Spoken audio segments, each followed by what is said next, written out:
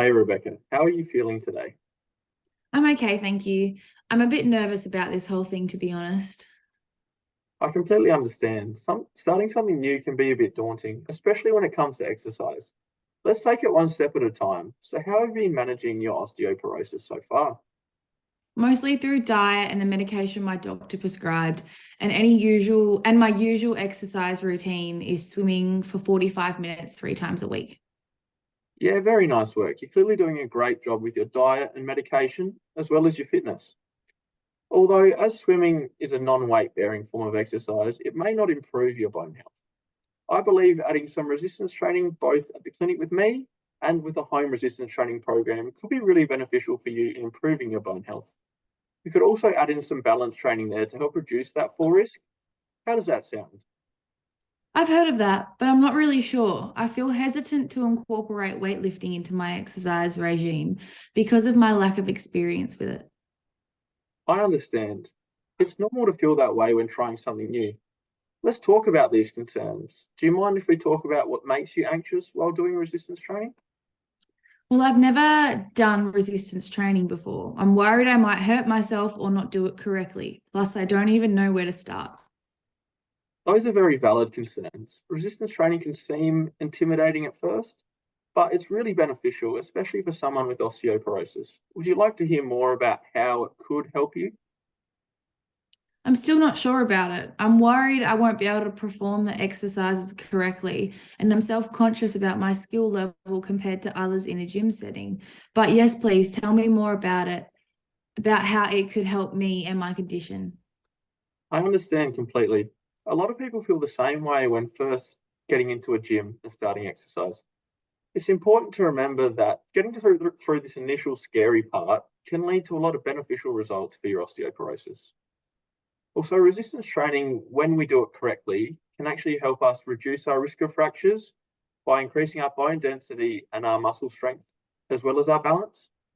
People find it that they feel stronger and more confident in their daily activities. We should start with some very light weights and some simple exercises to ensure you're feeling comfortable and confident. How does that sound? That does sound helpful, but I'm still worried about hurting myself. Your concerns are very valid, and safety is our top priority, especially with someone with osteoporosis. It's important to remember that everybody starts somewhere, and resistance training is a real gradual process. So we would begin with exercises that match your current strength level, and we'd slowly build up the intensity and complexity as you become more confident.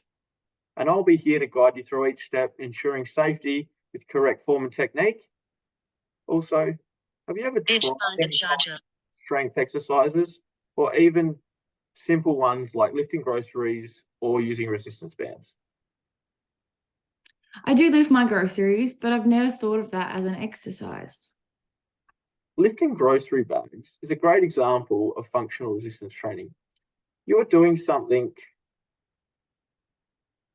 form of resistance training without even realizing it. And we can build on activities like that, using exercises that are similar to everyday movements to make them feel a lot more familiar. That does sound better. I think I might be able to give it a try if I'm not alone. Great. It's never too late to start. And you don't have to do it alone. We can go through it all together so you're feeling comfortable with it. How about we schedule a session and I can show you some basic exercises and you can see how it feels and decide from there. Okay, I think I can do that. I'm feeling more confident about it now. Excellent, Rebecca. It really sounds like you're ready to give it a red hot crack. Have you ever heard of SMART goals before? I've heard of the term, but I'm not really sure what it means. SMART goals are a way to set clear and achievable goals. The SMART stands for specific, measurable, achievable, relevant, and time bound.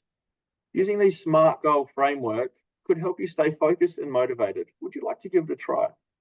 Sure, that sounds helpful. Let's talk about setting some SMART long-term and short-term goals for incorporating resistance training into your routine. What are some goals you think you could set? Well, my long-term goal is definitely managing my osteoporosis by significantly improving my bone density within the next 6 months.